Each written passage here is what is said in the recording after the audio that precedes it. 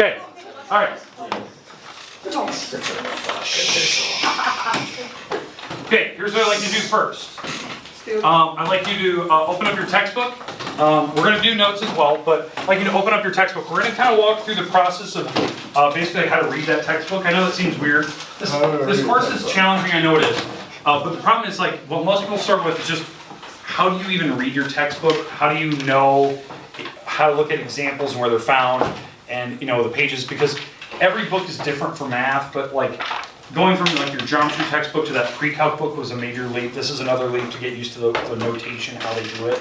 So if you want to open up the book, turn to page 11. It's Roman numeral 11, so XI. So we get used to like the table of contents kind of an idea. So XI, or you know, 10 or 11, sorry, if you want to go with Roman numerals. So Roman numeral 11. I can't find the page number. So it should say table of contents at the top. Okay. Anytime we're jumping from one chapter to another, or we're going from section to section, just be aware that you check the table of contents, figure out what page we're on. I still do that thing where I write pages like this, or sections. So this symbol means subsection. It's just what my professors always wrote. It's two S's connected. This is the chapter we're in, and the section we're on. So that just helps you if we're jumping from one section to another. Like maybe tomorrow we go to 7.2, you know like why we're doing it, okay?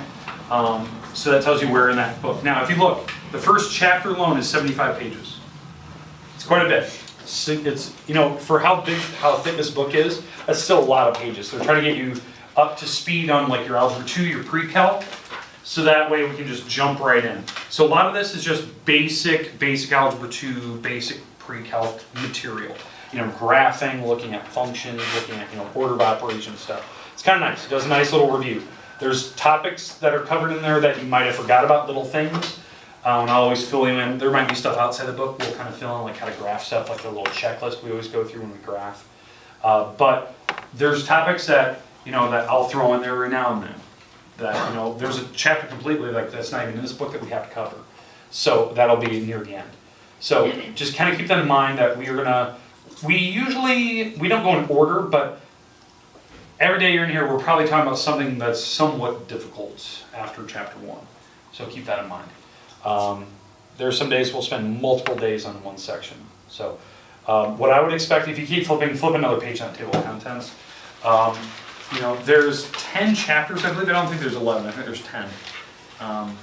There's an actual 11. We're not going to cover every chapter. We're not. It's not going to happen. It's not possible. There's certain chapters I do skip over, just because we only use like one section out of it, just because of what we need. Some of the stuff is not necessary. Some stuff is. So I kind of pick and choose as we go. I would like to, at some point, end the year with series and sequences. That's kind of always the goal, chapter 9, even though that's a little out of order, but I always like to end with that one, just because if you go to Calc 2 in college, like let's say you pass out of Calc 1, because you can standardized math test, and you can test out of Calc 1, because I teach you pretty much the concepts you need to know. You can go to Calc 2, you'll need to know sequences and series. You need to know what that pretty much means. If you are not planning to go that high in math, I would probably recommend in college take Calc 1 like through college. That way it's reinforcing what you know now, and then when you get to Calc 2 it makes more sense. So, but it's definitely a different pace, so keep that in mind. Like the things we're doing out through this whole year, they jam into one semester in college, so it goes faster. So, all right, let's go to, what page am I on now? Go to page 2, like actual page 2 in your book. So not Roman numeral, but actually page 2. Okay.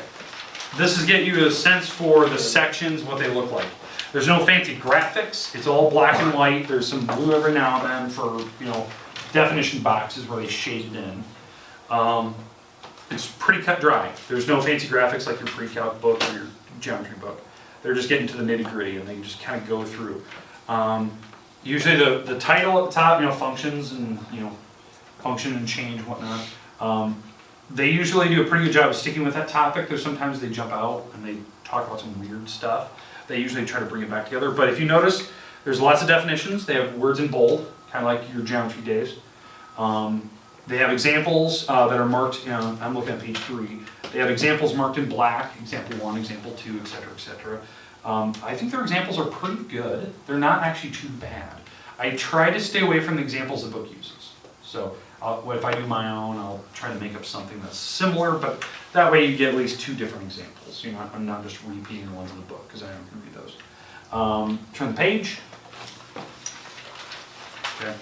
You get an idea of different sections, so they'll use a big blue bold heading like linear functions on page 4 there. They have subsections of that, they have examples, tables. A lot of the stuff is really cut dry, as you can tell. You already got pretty much a sense of what these chapters look like, just from that. If there's any major formulas, they'll put them in boxes, so you can see that. They've covered some major things in boxes there. But it's not fancy, it's really plain Jane, but it's actually a nice textbook. I think they do a pretty nice job of explaining themselves. They don't hide stuff in like the weird, like the mid-sections, like your geometry days or pre-calc days, where like there was like little sub-notes off to the side that were like way more important than the crap they had in the paragraph next to it. So they do a pretty nice job just cutting right to it, whoever put this book together. So you guys are pretty fortunate with that.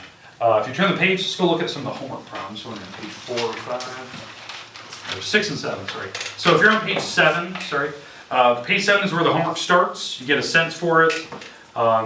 There is a lot of story problems. You're just gonna have to get used to that. Sometimes the section just has only story problems. Like they just explain it in words and you have to kind of decipher what they're talking about. They have a pretty good range of problems. So usually when I do homework, you'll see it off to the side for calc. You guys at the bottom of the page over here. I'll say like page 7, numbers 1, number 3, number 22, number 50. Like I jump around a lot, so don't expect like 1 through 10. It's not gonna happen because if you can see, they just don't flow. You have to kind of pick and choose problems you want to get practice on.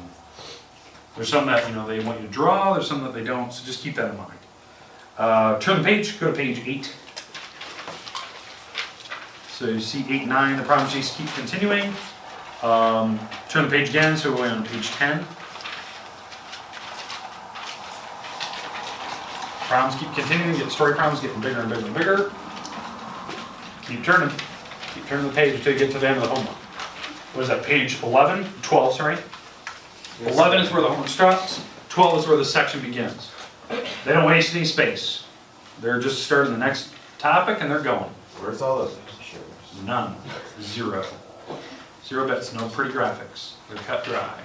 So, I try my best to do some visual stuff on the board, doing a lot of, we don't do PowerPoints, but I'll put up examples from the internet and stuff where we can add a little bit of color to it, because it is pretty black and white and bluish. But it's one of those things, like once you get used to the book and you get used to their style, how they do things, hopefully you'll be comfortable enough reading through some of that stuff. Maybe not reading word for word, but just kind of glancing through and kind of seeing the topics we're covering that day. So keep that in mind, because it can be kind of cut dry. So, all right, questions at all about your textbook and how to read it? Comfortable with it somewhat? Okay, you can close it, we don't need it for today. I just want to get you, I like to at least go through it once so you kind of know what I'm looking at, what I'm looking for, so you're not lost when you open up your book for the first time, how to read it and how to look at it. So, all right, topics today. Let's discuss. We're going to talk about functions. This is pretty much the topic of the chapter. We're really talking about functions in general. We'll learn a bunch of different things about them, but functions in general is kind of what we're going for. Let's talk about what a function is. So, I'll give you the basic definition. For every input, there is exactly one and only one output. That's the basic definition you get in like Algebra 1, right? I think of a function like a calculator, if you will. You type things into a calculator by inputting them. It outputs whatever the answer is. It's not going to give you 2 different answers. It just gives you one. For everything you enter, one answer is coming out.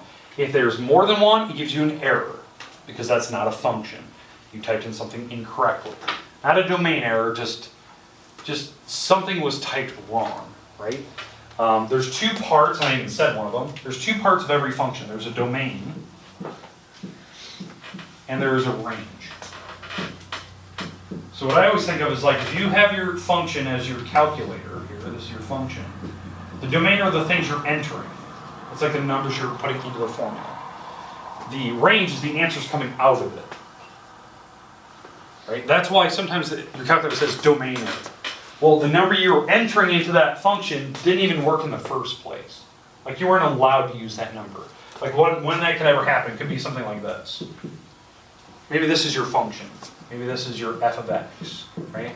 That's your function of x, using x as a variable. Well, what number can you not type into that formula? 0. Yeah, you can't divide by 0. So if you ever try to type a 0 in there, it would say domain error. Like you couldn't type that number in the first place. So that's when that would happen. But the idea is that there's usually one answer. One answer is coming out if a number works in the first place.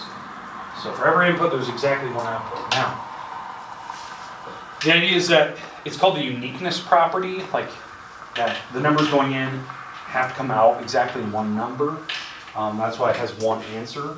How we define a function when you're looking at a graph is like the graph can be doing something like this. I don't really care what the answers are, right? The answer here at the number 2, whatever that is, let's say this is the number 3 here. The answer is 3. You could get a number down the road that also has 3 for an answer. I don't care that it repeated, but there's one answer for every x. These are your x numbers, right? This is the x's. Every x has one answer. That's a function. This graph represents a function. Where it would fail is if it's something like this. Now we have a problem. That's not a function in the first place. When you typed in the number 2, it gave me 2 different answers on my graph. That's not a function. The calculator is going to error out. I have yet to meet a calculator that can actually give me 2 different answers. It could go, oh, the answer could be 1 or -2, right? It's not going to do that. So, functions versus non-functions. Basically what we always talked about in pre-calc days was, does it pass the the vertical line test? Can it pass a vertical line test?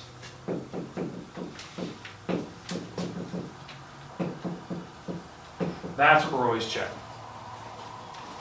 That's how we know it's a function, when you look at a graph. Other things you could check for, if it's a function or not. Is it continuous from the left side to the right side? Does it flow? It's not doubling back. So that's why it passed that vertical line test. Okay. Questions on functions. I'm being super generic here when I talk about that. Okay. Now, the idea is that what they talk about in this first section, so if you looked at the book and whatnot, the first section is basically a bunch of Algebra 1 stuff, right? They're trying to basically walk you through all the basic forms of algebra in this first section, what functions are. So what you guys are probably used to seeing is like linear functions. Linear functions are those functions where it represents like a straight line. So the functions you guys are used to seeing are like the different forms of a line. Like this. Y equals mx plus b, right? That's slope-intercept form. That represents a line. These are usually numbers, this is usually a number. That's a visual representation of a line. It's a function. We can have curves, like you can have, other than linear, we could have exponential. Those are coming up in the next section.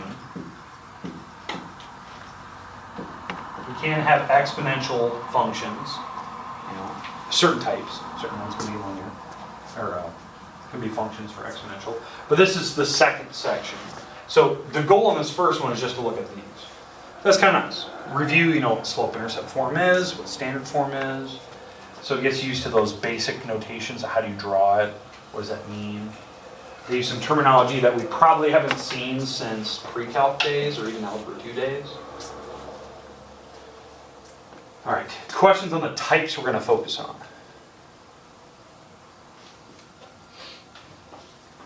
All right. Yeah, so let's just talk about functions in general. Now, I was talking about domain and range, and we'll get back to this whole linear idea here in a minute. But domain and range, right? There's sets of numbers that you can use. Sets.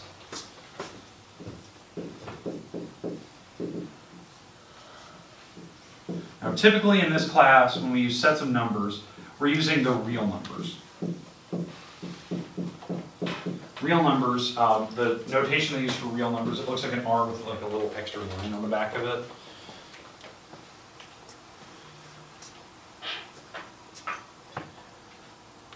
So the types of real numbers, if you don't know, there's natural numbers, whole numbers, integers, rational, irrational. So let me write those down. You have natural, whole, integers, rational, and irrational. Okay, so can somebody give an example of a natural number? Three? Three's a good one. What's another natural number? 24. 24? Okay. Natural numbers are the numbers you learn in like kindergarten. 1, 2, 3, 4, right? Nothing else. They're not teaching decimals in kindergarten classes. Teaching just those nice clean numbers. Then eventually, maybe in the middle of kindergarten, maybe first grade, they teach whole numbers. They just add 0. They wait developmentally until you're ready to learn about 0. Because some kids like are not developmentally ready for that concept of like what 0 means. Like proof of concept is like you had a toddler and they had a candy bar and you took the candy bar away, they lose their mind, right? Because they don't understand the concept of not having it, right? The concept of 0 doesn't, they can't even wrap their head around it. So whole numbers, they add 0 in there. You can add 0, subtract 0. I don't think they wait till multiplying and dividing until like 3rd and 4th grade, I think. Concept of that. But whole numbers. So adding 0 to the naturals. So all these below it have natural numbers in them. Whole numbers, same with that. Like when you go to integers, they have the wholes and the naturals in them. Now, what are integers? An example of integer. Negatives. So like the same numbers we said earlier. 3, but we say -3 now. Or -24. So those are the integers. Just negative numbers. Now again, why do we have integers? Well, we have debt. So debt would be represented by negatives. So we have to go the other direction on number 1. Right? Rationals. Decimals. Anything that can be written as a fraction. Decimals can be written as fractions, right? So if you had like the number 0.7. 0.7. You can write that as a fraction, right? You count how many numbers are after the decimal, and that's how many zeros go on the bottom. So 7/10, and then you can simplify that if you need to, right? If it had repeating numbers would have a little bar above it.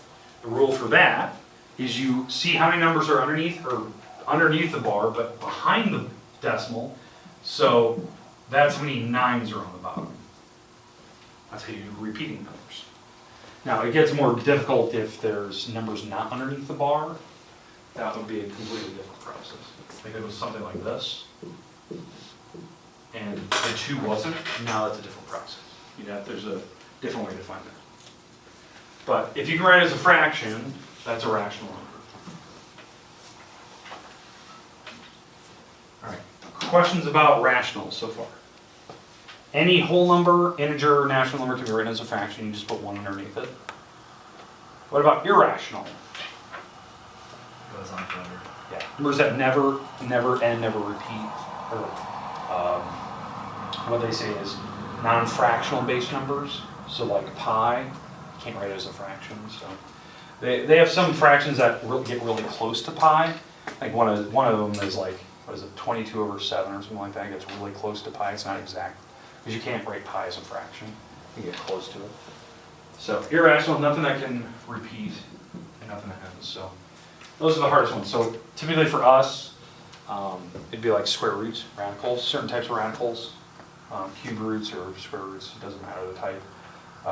Usually, those are usually irrationals. But those sets, those numbers, can be your input and output from functions. So just keep that in mind. So that they could be that range or domain. Now, when we're writing it, I know that all these have different symbols. Like naturals, it's a capital N with a double line in the middle. Whole numbers, I don't know if whole numbers, they have a symbol for whole numbers. I don't know if they put like an extra bar for the W. I don't know if they do that still. Integers, they use a Z. Rationals, I think they use a Q. There's like an extra line in there. So, yeah, it's, they have different symbols in college for those, so that would be something that they would cover in a pre-calc course in college, the different symbols. But sets, you'll get to see that in your book when you're actually flipping through. It's like, how are they displaying their answers? Like their answers for these, these functions could be in sets. There's two types of sets. There's roster method. Roster method is really good if there's a pattern or the set is so obvious. Like let's say your answers are 5 through whatever in order. 5, 6, 7, like the nice natural numbers, but it just keeps continuing. So like that's a nice roster method. But if you want to write it in set builder, that's just a different method of writing your answer for a set builder. You define what variable you're using. Then it could be all the numbers greater than or equal to 5. So they would use different symbols in set builder. So it might actually be shorter writing set builder than roster. I would say set builder is better if you are using decimals. Like these don't mean the same thing. They don't mean the same thing because this could be any decimal bigger than 5. 5 or larger for decimals, but this is just like natural numbers. So there's a difference in like purpose for them. Okay, questions. So, okay, why I bring this up is like when you first start the section, they kind of glaze over that stuff. They don't really talk about it. They just assume you remember that. Some of that stuff like you probably haven't seen for a long time. Like I don't remember. Maybe in the beginning of pre-calc we talked about that stuff, but I don't think we ever probably used it since. So it might be something that's kind of nice to look at. Okay, but the one thing I do want to cover today is this idea of linear. Like how do they represent it? What are they doing with it? That's kind of what I want to do. I want to do one example, and then we're done today. Okay, one example, just to give you an idea of a function, something more like lifelike, realistic, that's linear, but they can put it behind like a story problem. All right, so let's see what do I got. What numbers do I want to pick from? Okay. So here's my example. Let's say your pay increases $3 per year.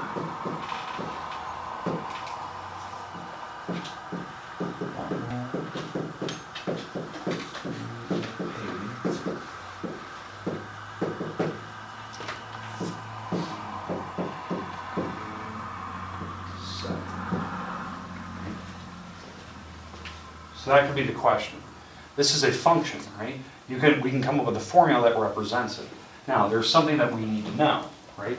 You know that yeah, exactly. So you know your pay is increasing, but what do we also need? Where do we start? Yeah, what do you start with? There's still certain things you have to think about. Like, I need to know what my pay is to start with. Maybe I'm getting paid $8.50.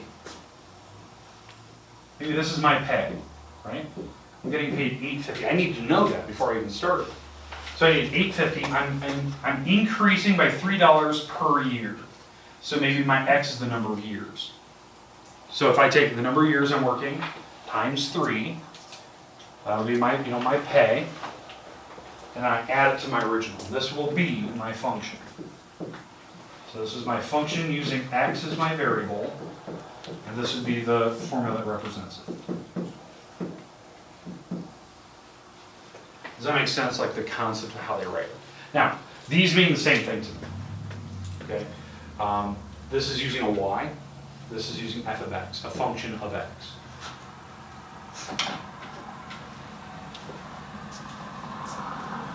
It's one of those things like you just need to see kind of what that means.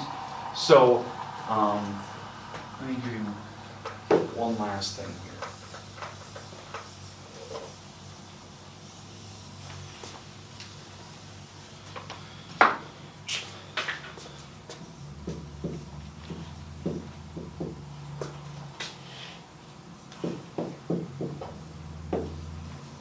Does this actually represent your function? Is that the same thing as what I have? Yeah, it's the same concept, right? That what this is saying is that in year 2, right, this my x is my years, right? In year 2, this is how much money I'm making. That's what that function should be spitting out. Does it make sense? Because my x is 2, so I'm going to plug in 2 here.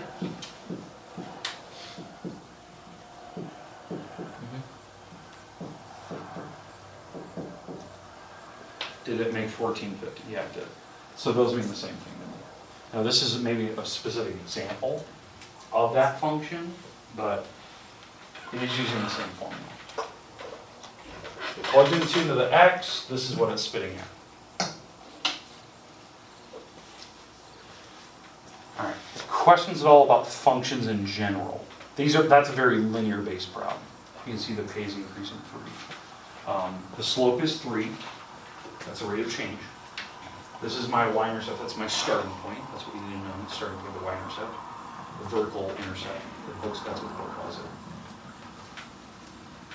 So, all right, are we comfortable with like the basic intro? Tomorrow we're gonna start to get a little more in depth and look at some more kind of difficult examples of that. I don't think we're gonna go to exponential yet. I think that's section 2. So we'll stick with kind of linear stuff tomorrow. We'll look at the different forms and get you kind of familiar with them again. I would expect tomorrow, we'll probably get one of our first sentences. So bring your textbooks, I want to see me find them. So, okay, we're done today. Nice and easy.